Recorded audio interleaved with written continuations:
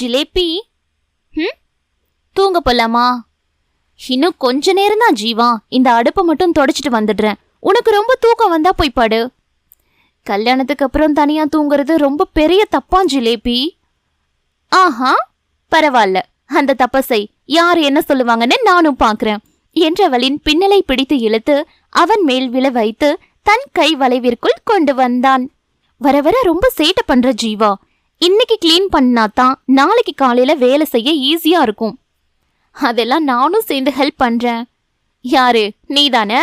தெரியுமே உன் ஹெல்ப் எப்படி இருக்கும்ட்டு என்று போலியாய் சலித்து கொண்டாலும் அவனின் சீண்டல்களின் நினைவில் ரசனையான பாவம்தான் அவள் முகத்தில். என்ன பண்ண நீ அப்படி அசரடிக்கிற?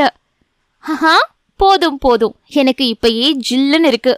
அதுக்கு தாண்டி தங்கம் ட்ரீட்மெண்ட் செய்யறேன்னு சொல்றேன் என்று அவளை தூக்கிக் கொள்ள, கேடிடா என் ஜீரா என்றால் தாடி முளைத்த கன்னங்களை கிள்ளி.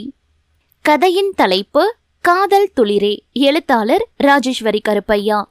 Santhana Tamil audio novels YouTube சேனல்ல கதை இருக்கு. கேட்காதவங்க கேட்டுட்டு உங்களோட கருத்துக்களை என்னோட பகிர்ந்துக்கோங்க. நன்றி.